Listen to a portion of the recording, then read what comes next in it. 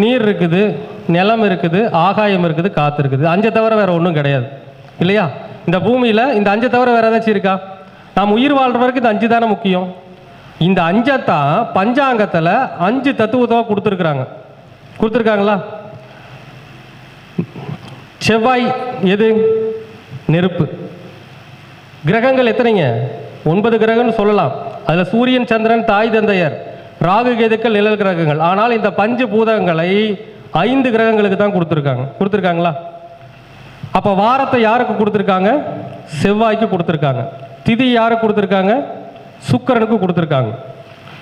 சரிங்களா? அடுத்து நட்சத்திரத்தை யாருக்கு கொடுத்துருக்காங்கன்னா புதனுக்கு கொடுத்துருக்காங்க. அடுத்து யோகத்தை யாருக்கு கொடுத்துருக்காங்க? குருவுக்கு கொடுத்துருக்காங்க. சரிங்களா? ஆகாயத்தை கொடுத்துருக்குறாங்க.